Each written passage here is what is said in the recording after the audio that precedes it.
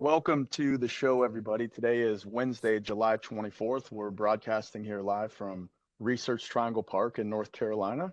Got Sudhir here as one of the guests. He's actually sitting right beside me. You can't see him on my screen, but you can on his. Andres, good to see you as always. We have a fantastic show today on artificial intelligence, not just on AI, but specifically the security aspect of artificial intelligence. Everybody claims to have AI now, and we see it in every advertisement related to technology. It's on our phones, it's in our cars. It's very cool and very exciting, and it's going to remain that way. Going to remain that way until it gets majorly hacked and we're all scrambling. So, as we security minded people know, security is usually an afterthought when new exciting technologies get rushed to the market. And AI is absolutely not an exception for that. Exactly. Usually and unfortunately, it's always the last thing that we think about. And when we're creating new technology, look the examples that we've seen from cloud technologies, early on, how to secure those, all the hacks that happened when, it was maturing and it is, I still say that it's still maturing. So it is an interesting thing to think about security for a new technology. Now, companies are already using AI. Most of them have already, thought about how to use AI, but a lot of questions come up. Are they exposing any type of information? Is it secure? Is it safe? And that's basically what we're here to do today. We're gonna talk about some of those things. I'm excited that we have Joel Sprague and Sudhir Desai on the show today. These guys know a lot of what's going on with AI, and we're gonna talk about these concepts, and it's gonna be a super, super, super nice conversation today. So, with that, I'll pass it to you, Joel and Sudhir, to introduce yourselves and get started with the show. Sounds good. Thanks, Andres and Mike. I am Joel Sprague. I am an account SE here at Cisco. I've been here about 5 years. Prior to coming here, I ran a private cloud for a Fortune 100, and have basically been in IT for 25 years, and continue to enjoy the fact that there's always something new to learn and how to secure it. So, Sudhir. Indeed. My name is Sudhir Desai. I am also an SE, however, comma security. So security generalist, SE, I guess, whatever our names are this week. But I've been in the sales role for about 5 years now, 2018, however long that was. I'm not really counting 2020, so I think that's like 5 years or so. But before that, I was over on the support side, came in through the SourceFire acquisition. So I have seen the fall, rise of the firepower work set. So very nice to meet you guys. All right. Well, we're super excited to have such talent on the show. All the brain power. Andres, I'm interested. If we combine Sudhir and Joel, and we compare them to like an artificial engine, like I don't know who would win that battle when it comes to the brain power there. So we're gonna find out today, though. A lot of cycles on that one. Yeah. One of the questions I would like to throw out there just before we get started into the security aspect, Joel, I'll throw this to you to start it off. Just in general, how does AI work? What are the components? Maybe talk a little bit about where the data actually lives. Sure. So, AI is a huge field that encompasses a lot of things, but here in 2024, that's a fancy keyboard. Okay.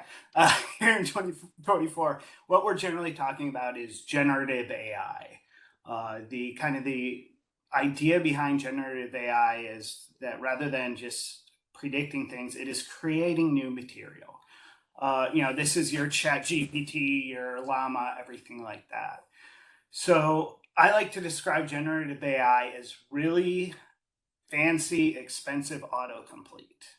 The way we build these models is we take a huge corpus of data. So if you're talking about a medical AI, you might take every published study in PubMed that has hit all the medical articles, and you feed it through an algorithm that what it's trying to do is basically predict what the next word is going to be. It's autocomplete. So this data is fed through the AI and is then compared to a training set, or no, that's the training sets compared to the test data set, where we know what those values should be. And the AI says, okay, I got it about 70% right. Let's change this, this, and this in the algorithm and run it all through again.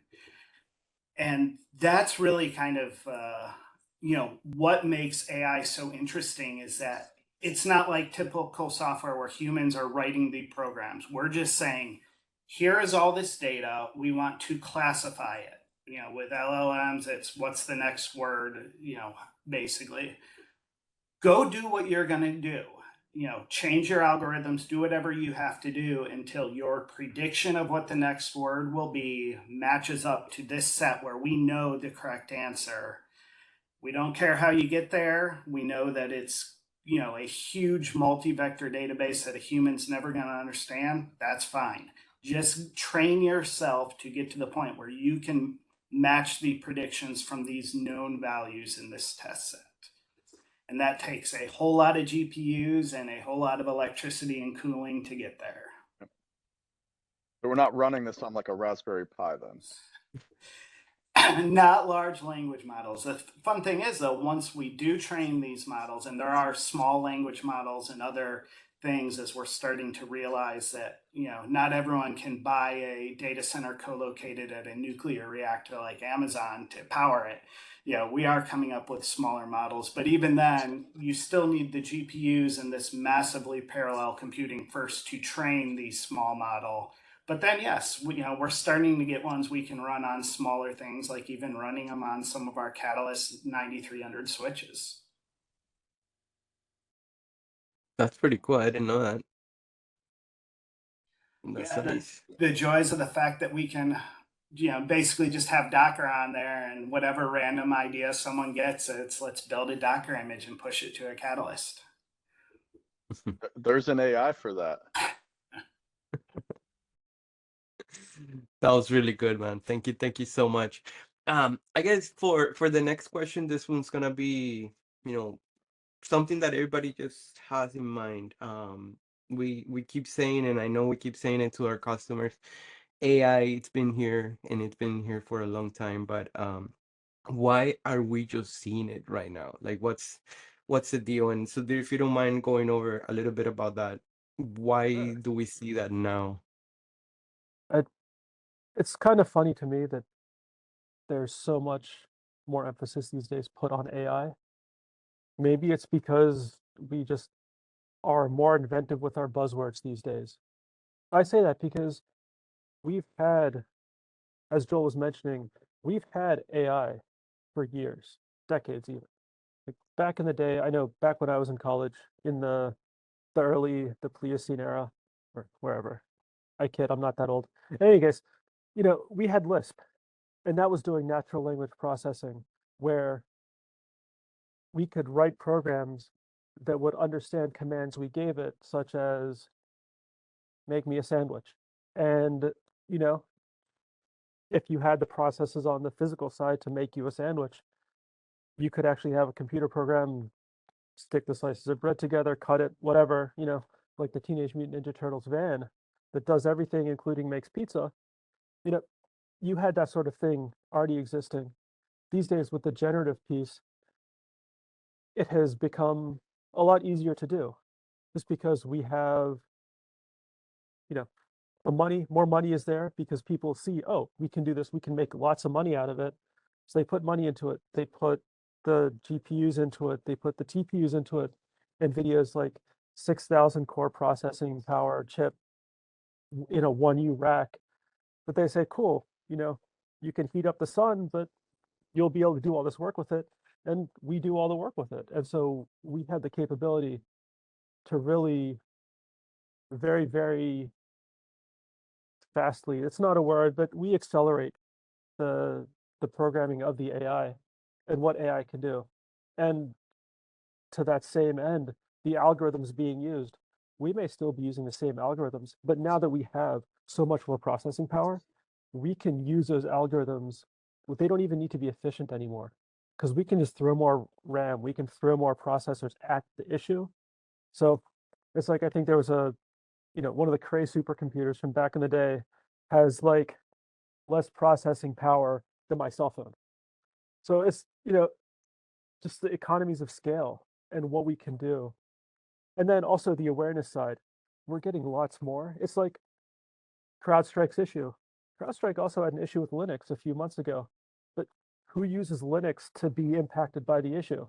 You know, I'd love to say tons of people because I use Linux, but in reality, that's 2% of the market, maybe. So you don't have any major systems that are public facing running into problems, even kernel panics, where on the Windows side, yeah, something shuts down a kernel, boom, global blackout for travel. So it's that sort of scale as well for the AI side. There's so much more, it's running everywhere, as we're going to talk about later. And so you just have more. And yeah, and to come back to the question, the reason why it's so powerful and we're seeing it being more useful is because we're actively adding more to it and feeding into that usefulness of it and feeding into that power of it. So it's been here, but yeah. Sorry for the huge answer. No, no, and that was really good. I know, like for exactly what you mentioned, that just the example on CrowdStrike, not the event that happened last week, but with that example of the Linux computers and the things that happened to them on those, and nobody even bat an eye or noticed it. So that talks a little bit about the scale of what we can see and what we're seeing today. So that's pretty cool. So you guys have seen the Terminator movies, right? With like the Skynet and all that. This is where my mind is going. The dangers of AI. So from Sudhir's answer, it sounds like the AI has been around for a while. We're just now kind of hearing more about it because we're putting more attention on it, and of course, like unlimited memory and RAM and systems are just exploding. How real is Skynet, Joel? And if you could maybe touch on the dangers of AI a little bit here. Skynet's not here yet, but there's, it's fine. We finally gotten to the point where, hey, this isn't just, my favorite, Philip K. Dick novel or something. This is starting to feel a little more real. So the dangers of AI, AI is software. So there's always the regular cybersecurity, technical concerns, all of those. What AI really brings, though, is a lot of more moral or social concerns, I think, are where a lot of the big dangers are. IT folks don't tend to be looking at the social and or technology in general. Inventors create something to solve a problem. It's what engineers do, but rarely take that step back to say, how is this going to affect society? And I'm sure, I didn't watch it. We saw Barbie instead. I'm sure Oppenheimer went into this because I know Robert Oppenheimer talked about that a lot, as did Edward Teller and everyone else involved in that. Like all technologies, AI tends to amplify the traits of humanity that created it, good and bad. We've seen this multiple times now with various chatbots on social media platforms where they ended up, basic, as Sudhir likes to call it, basically the Hitler bot. They take in the bias and discrimination of the humans they are interacting with and amplify it to the point where someone has to pull the plug. We've seen it again and again, and there are safety systems to try and avoid that, but it's something that seems to keep happening that we're going to have to reckon with. There's also the privacy concerns and the idea of intellectual property. When you train something, an art generation bot, on a whole corpus of all the art in all these museums in the world, well, do the original artists get credit for the art that the bot then creates that is, sure looks like something that Bob Ross or someone would have created? It's tough. There's also, of course, always the worry the robots are going to take our jobs. Yeah, it happens. It's going to happen. It has happened. I will say AI has been one of the first technologies where lower skilled workers in the field are actually being helped by it. So we look at automated cashiers at fast food restaurants. That is technology taking someone's job. The lower skilled, they can take the job. But actually, AI co-pilots and helpers in call centers have been proven that they don't do a lot to help your really experienced customer service reps. They already know how to do the job. But AI does a really good job of bringing up those tier 1 customer service reps to be more of a tier 2 or tier 3, which, you then have the risk of, well, if the AI is good enough, can we just get rid of them? So there's still the job displacement, but at, the current life cycle of AI, we're at a point where, for once, technology is helping people of the less skilled in their particular field. We'll see if that continues, or if, the powers that be say, well, why do we still need to pay them? And then there's just ethical and moral issues. Are we giving Skynet control of weapons? Can drones be given autonomous ability to use weapons, or do they still have to have human control on the hand before any decisions can be made? Stuff like that's technologically possible already. We as a society need to make some serious decisions as to how much we entrust to AI and what decisions we let them make without any human interaction. Good point. And then I guess that brings into the oversight, like who's going to be responsible when if an AI drone makes a decision on a battlefield to take some type of action, and it was the wrong thing to do, like who's ultimately at fault for that? Is it the drone or the interesting? The manufacturer, the captain of the unit, the country. Yeah, it's tough. And my question's always going to be, where do we find our Sarah Connor to take this thing down after the fact? Right. And to what year we send her, There from you go. the future. So true, man. All right. No, that was good. Now the next question is for you, Sudhir. We've seen a few things happening with AI as far as security goes, and have we seen AI get hacked yet? Like, have we seen? I know we talked a little bit about those things, but do you have examples, things that you've seen happened with AI? Yeah, a couple of things. I'll just go through. I know we had been discussing a few of the issues with AI systems, and now like a couple of the attacks that could happen on AI. One of them, they're called adversarial attacks, where hackers can use examples of altered correct images to almost, well, I want to say poison, but there's also a type of attack that's also poisoning. But, to alter what the AI recognizes as a correct image. So maybe a cup for a cell phone. And not something that drastic, but even slightly, so that you have people with forearms being generated, or different things like that, which, that can happen with all of these attacks at the end of the day. But one of the attacks is kind of using altered images to deceive those image recognition models. Now, another attack I had mentioned earlier is a data poisoning attack. And so to use AI, you have to go in and, to Joel's point, and I believe it was Andres' point earlier, the data you use to teach the AI, because we're trying to use generative AI, making new things up with the existing data. So with that large language model that we have on the back end, data poisoning means inserting malicious data, inserting incorrect data to then,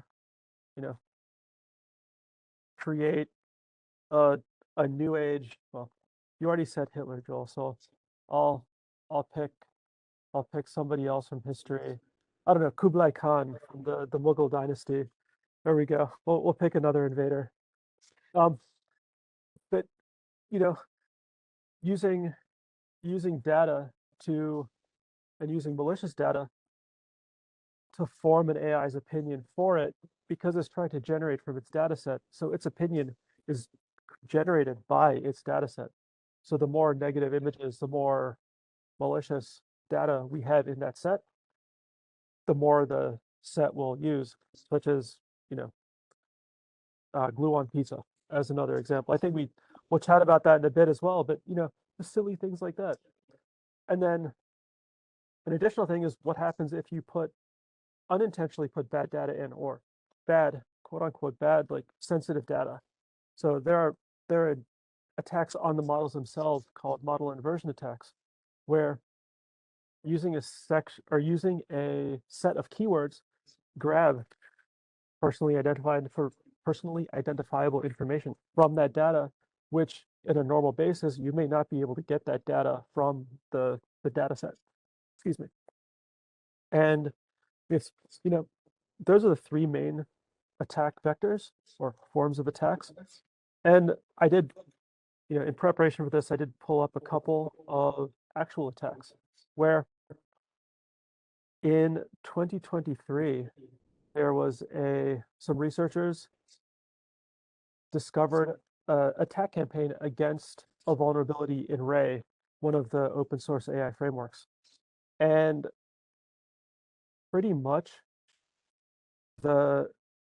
because there was a lack of separation and lack of data sterilization in the framework and in that data set, the attackers were able to glean sensitive data, were able to glean sensitive data from the data set, as well as use the victim's own processing power against them. So the attackers would come in, run their commands, run their queries, and get all of this SPII from the customer without them knowing about it and using their stuff. So, you know, you might think old school hackers utilizing their own computers, utilizing their own VMs, you know, I'll write me a worm, spread it out, then maybe it'll get into the wild like Michelangelo or whoever, or whatever, the happy birthday bot from back in the day. But then these days, you know, with this AI set, you're having adversaries be able to log into a computer and utilize the victim's computing power and data set against them. So it's, you know, kind of sketchy. And then another piece of it, and towards the data poisoning side, and then I guess I'll just make an adjective out of this, the Hitlerization of the data and of the model. There's what's called a skeleton key attack. And Microsoft had funded some investigation, some research into how to break AIs. And their research team a few weeks ago, I think a month ago, almost exactly a month ago, published details about a technique that bypasses all the guardrails used by the AI model makers to prevent the generative chatbots from creating harmful content. And this technique is called skeleton key. And so these researchers were able to get, let's see what it says, the Meta's Llama 3 Instruct, Google's Gemini Pro, and Claude 3, Anthropic's Claude 3, into explaining how to make a Molotov cocktail.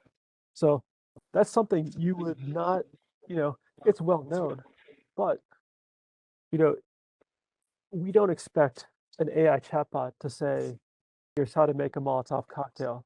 Like, you ask a question, hey, how do I combine, you know, a rag, gasoline, and a lighter into making a bomb?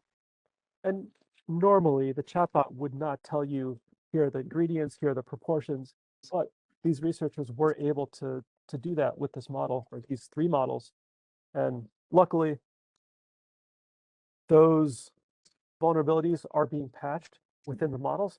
However, since it's a huge data set, since you have to sanitize all this data, even getting like rolling the technology back to the point, rolling the data back to the point where it's sanitized again, you know, that could take weeks, months. But yeah, so but that's kind of, yes, we have been hacked, and yeah, there's some And it's just going to positive. continue to happen. I think we'll just see more and more of, 100%. certainly without the security on top of it, it's inevitable. So what are the reasons that AI is vulnerable? Joel, maybe I'll give that one to you. Why is AI vulnerable to attacks? Yeah, it's, there's a lot of different kind of ways you can look at this and avenues as to why or how it's vulnerable. Sudhir covered well a lot of the how, but the why, a lot of it boils down to the complexity and the black box nature of AI. So, these algorithms and databases are so huge, take so long to train, and cost so much that it's really, no one really has a good grasp of what is happening in there to know quite what to protect against. And, also because these data sets take so long to train and, build these algorithms, you kind of have that sunk cost fallacy. Because it's a black box, we can't just say don't use that, and researchers are having to come up with a way of, we can't spend $150,000, or that was, I think, ChatGPT 2. The costs on these current models are insane, but we can't start over from scratch. It takes too long. There's so much money, so researchers are having to come up with a way of, I just learned about this morning because it was something that concerned me.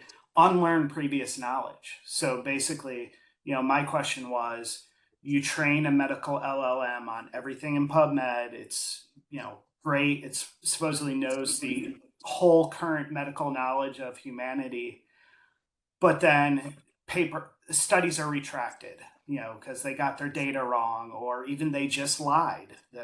Well, I won't go into the politics of my favorite story there, but but if you have this giant black box that was trained on that study that is no longer true, you don't want to go and have to completely retrain this bot. So researchers are learning ways to basically erase just that part of the knowledge, or that's what they're trying to figure out. We don't know how to do that yet. And it makes things really vulnerable as to, how to use it. But the other thing is, it's part of us being in this hype cycle, is that people just have this assumption that AIs are right and that they can be trusted.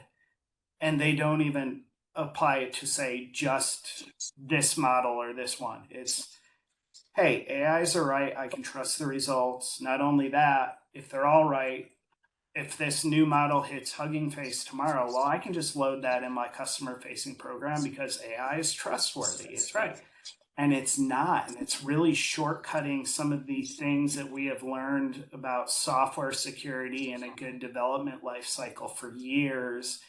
And, people are just kind of bypassing that because there is this inherent trust right now in AI that, we're going to painfully learn that it's not as trustworthy and infallible as a lot of people seem to think. The assumptions are dangerous. Like Andres, you mentioned at the beginning of the show, like similarly to the cloud, my data must be safe when it's in the cloud. That those types of assumptions. Same thing with the assumptions with AI. I was looking up a feature when ChatGPT just came out about Cisco ASAs when this particular feature came out, and I asked it when and what version this feature was available.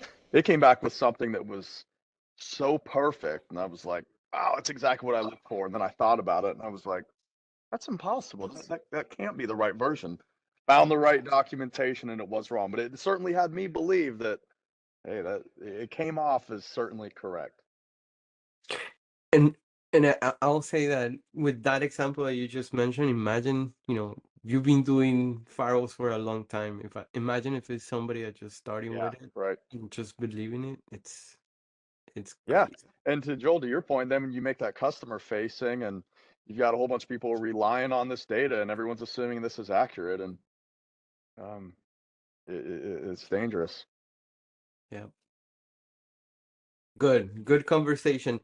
Now, just to kind of wrap some of that information up, from Cisco's point of view, if you don't mind, Joe, going over some of the things that we're doing in terms of using AI in our products. Do you have some examples that you can talk about?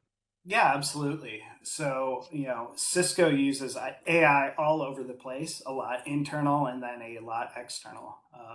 If you have opened a TAC case in the last probably 3.5 years, you might have gotten a note from Sherlock, who, yes, Yeah, Sherlock Sherlock. Holmes works in Cisco TAC. That Dude, is, I thought it was a real person, man. I Oh, have had many people think that's a real multiple person. customers, yeah, like, hey, you've got a coworker named Sherlock Holmes. Isn't that funny? Well, yeah, we picked that name. It's a bot who helps with our cases, just to make sure for both Cisco and the customer that cases are moving forward in a timely manner. The bot can often help give the customer tips to help get things done quicker. So that's probably our biggest inside to outside facing thing. But then there are so many things that we do with AI that you may never even notice happen. So I would bet that you have not heard one time on this call the fact that I have a 100-pound dog who's been barking off and on behind that blurry white door behind me. That was the Babel Labs acquisition. That is predictive AI that it senses the start of the bark. It knows the typical frequencies a dog bark is going to be at, and it blocks that out of the audio feed coming from my device. We have AI RRM, which automatically adjusts your wireless network. It changes channel width, changes channels, everything, just to make sure that the best coverage possible is happening with the wireless at your company. Kind of, towards the whole, hey, we need to keep an eye on AI things. I will say that, like with Sherlock, anything it didn't know the answer to, that got kicked over to a human. It didn't try and guess an answer to a customer interaction. We had human oversight. And similarly with AI RRM, you might not want your APs changing channels and doing things that would conflict with user experience during the day. So you can set a window, say, hey, 8 to 5, don't make any changes. Still pay attention to the wireless network that whole time. Come up with what you think would be good changes, but don't do that until out of business hours. And then the next day, start all over again. You've got those changes in place. Watch, monitor everything again, and come up with the next round. And that's, I really like that towards the kind of responsible AI idea that, hey, we're going to let AI do things, make our lives better, but there is still the human control of, we're not just handing over the keys. We realize that things can be, a negative impact. So let's still have a human touch within that whole experience. I've been seeing that point a lot recently as products evolve as well. Like here's what we're recommending, and this is fundamentally what will happen but I'm going to allow the human to review this, apply it into action. Cisco Hypershield is an example of that, where this is what we're recommending. It even will say things like an Amazon review will do. This many other people have done this. This is what it looks like. This is my recommendation. You take it if you want to. Pretty cool. SD-WAN Analytics does the same thing. Yeah. So we do our AI analysis of your internet providers, your regular traffic. We might see that latency normally goes up at 2 p.m. on this link over here. But it's, hey, we notice this behavior.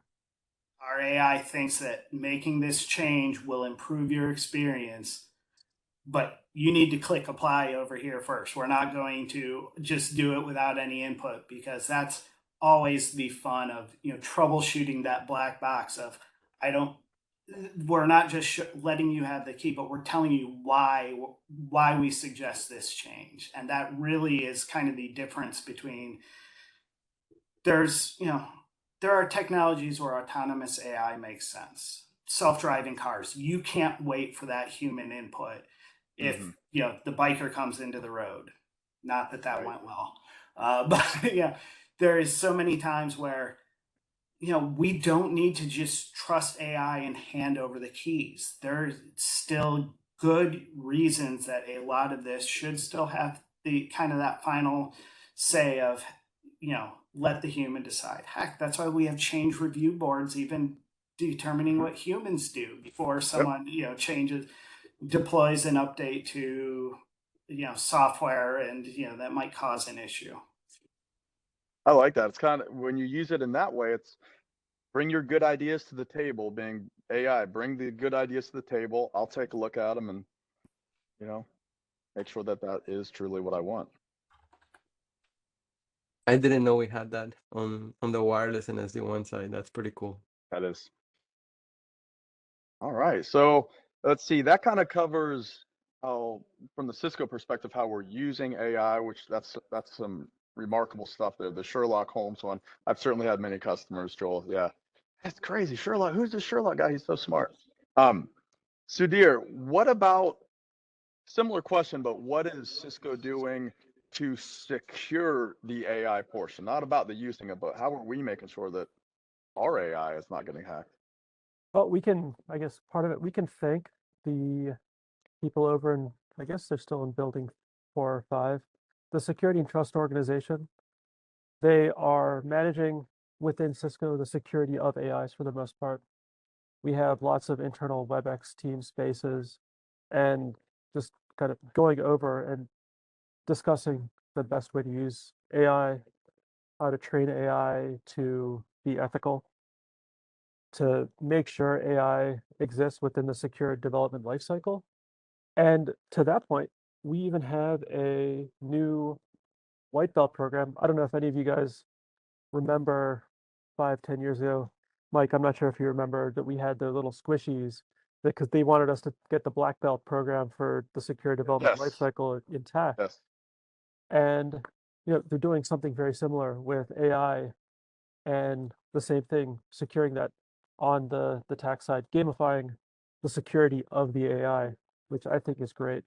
We're also doing, well, within all of this, all of the individual departments within Cisco, collab, data center, enterprise, security, we're partnering with industry experts to get what is best of breed in the latest understanding of how to secure AIs, how to make sure that the data we're putting into the AI is reliable, is useful, to get the AI to generate the content that we want from it. I mean, this goes back to the beginning of what we were talking about. We're no longer just relying on the AI to understand what we say and look into its database for already crafted answers. We're looking to the AI to generate new data from what it already knows. So, to make sure that the data we put in, because at the end of the day, the AI is only as good as its data. So establishing frameworks of ethics to make sure that we are only asking certain questions, or if we ask questions that are off the rails, AI just says, sorry, I can't do that, Dave, or something similar. We're not opening doors in a space capsule or anything crazy like that, but it goes in the same way. Those guardrails are in place for a reason, to protect us, to make sure that the AI and the large language model is robust, so that it's a bit more resilient against attacks, so that we don't inadvertently put secure or sensitive, personally identifiable information into the AI. So all of these things together, and hats off to SNTO for the security and trust, but they're spearheading all of this, and including, I wouldn't say luckily, but kindly, involving the rest of Cisco in that conversation, making sure that all of us work together to secure AI and secure those large language models. Yeah. And they are large. I know Joel mentioned the other day about, what was it, Joel, 405 billion parameters on the one engine, or? Yeah, the latest Llama 3.1 engine has a 405 billion parameter model. I'm trying to think rough math. I think that's something like 147 gigs of GPU space. So it doesn't fit in anything NVIDIA's shipping now. You'd have to have multiple GPUs to run it. Well, Sudhir, to your point on this topic, I'm glad to hear that Cisco is doing its part to secure that. And I do remember those little squishies, but nothing beats that little snorty squishy, which I know you remember from coming from your source. Yeah, see, Joel's oh got yeah, one. look, there you go, there you go. I threw them away. Oh, Oh, I got Debbie Yeah, too. we'll edit they that were out of the making recording. space. Or is that Debbie? That was Debbie. That's I've got That both was here. Debbie. That's awesome. Nice. So a real quick time check. I know we don't have too much time, but wanted to ask you the last question, Sudhir, on Sure. what our customers can do to make sure that their AI is safe. So, as we mentioned at the beginning, training, making sure the AI can't become a Hitler, making sure that the data it's providing is clean, consistent, free of as much bias as possible. So to making sure it's safe and to ensure the safety of the responses from that large language model and the AI behind it, auditing, going through testing, similar to what S&TO, I'm assuming, is doing with us, with our AIs, with Bridge IT, I think we have, where it's going to put knowingly bad prompts, or it's going to enter knowingly bad prompts and expect good, clean answers from them. So that going through analyses for bias and fairness testing, so that you can ensure that the answers you're the answers that you're continuing to receive from that model line up with your ethics, line up with acceptable use, the mores of the society we live in, and then making sure also that if we run a debug and ask the AI model why it's providing this information, it can explain, this is what data I use to get this info. And if that means going back and changing the model, changing the data being put into it, we can more easily do that because of those logs that we have. The AI explaining why it made these decisions and why it got to the output. And then monitoring. Prevention and postvention, I guess you could say, that's 100% of it at that point. And just making sure it stays safe.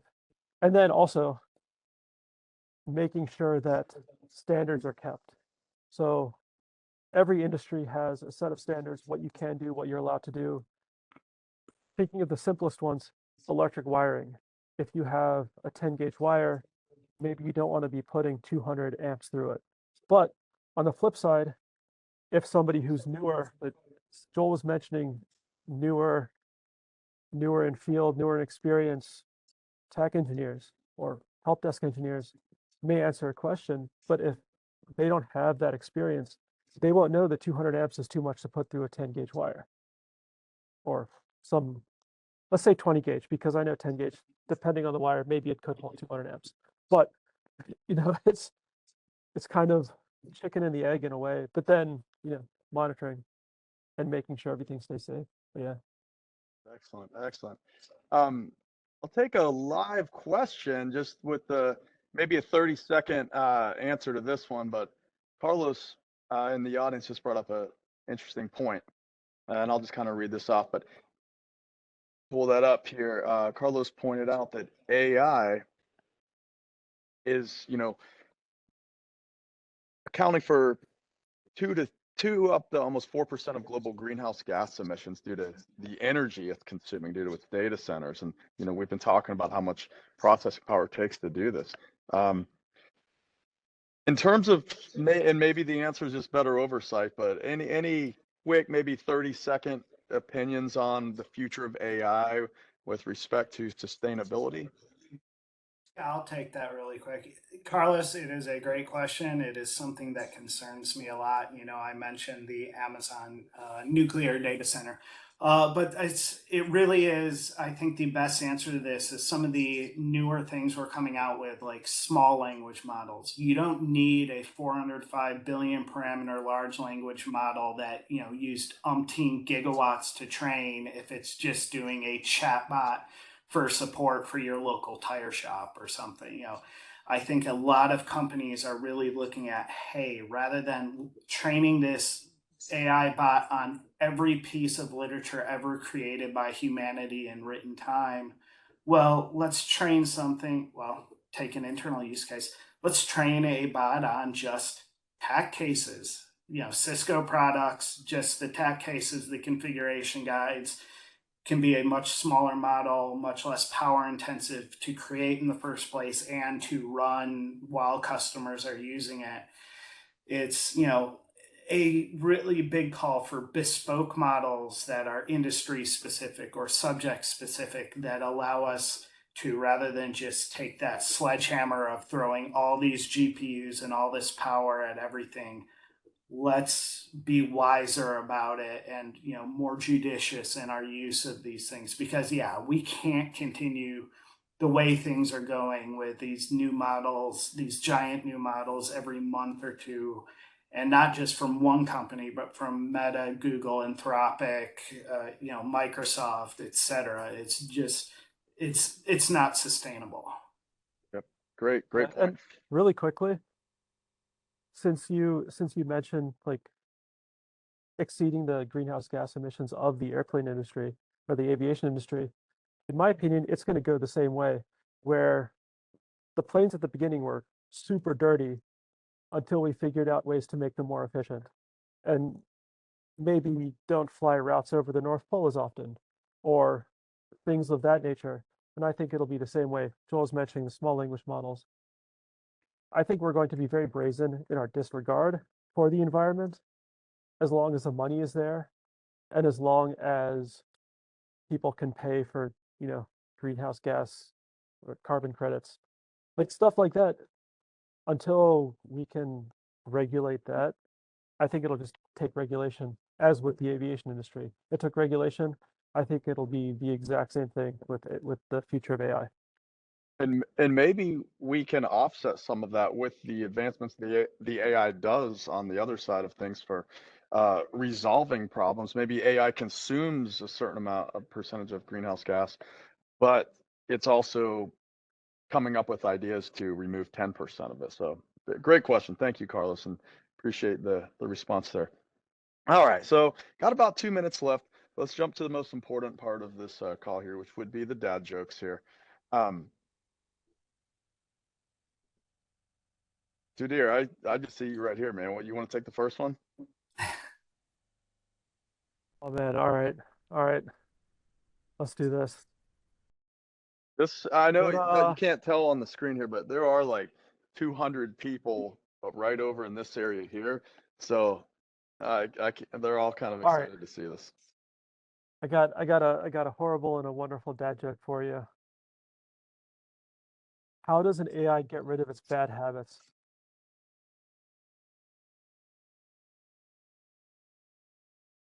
Oh, I don't. no. It learns a new algorithm. Yeah. Was that the good one or the bad one? I think that was a bad one. Hey, it was provided by AI, you know? We're going Yeah, that's all in true. here. Yeah, exactly. You got another one? Sure, I'll go for another one. Why did the computer go to art school? Anyone? Paintbrushes. To learn how to draw a better conclusion. Nice. I like that. I like that. Why couldn't the little boy go to see the pirate movie? How about the rating? This one was rated R.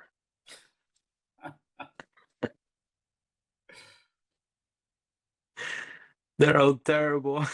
They are. Andres, what do you got? I got this one. Why did the robot go in a diet?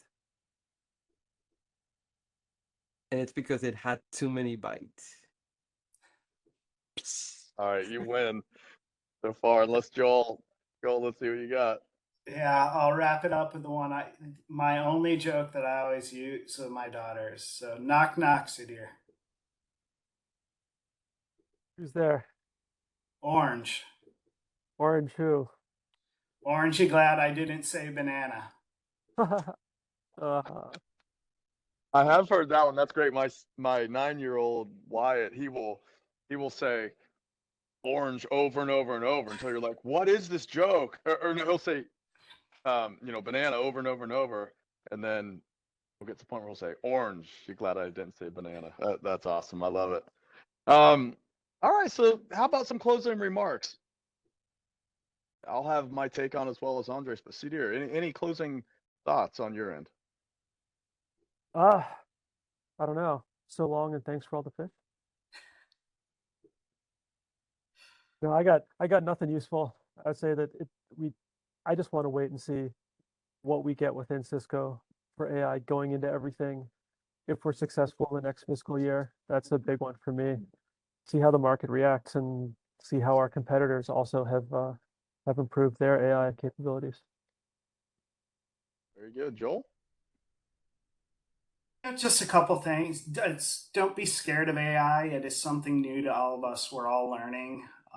Kind of step into it. We're going to have to learn new ways to secure things and new attack vectors. But that's why I like technology. It's something new.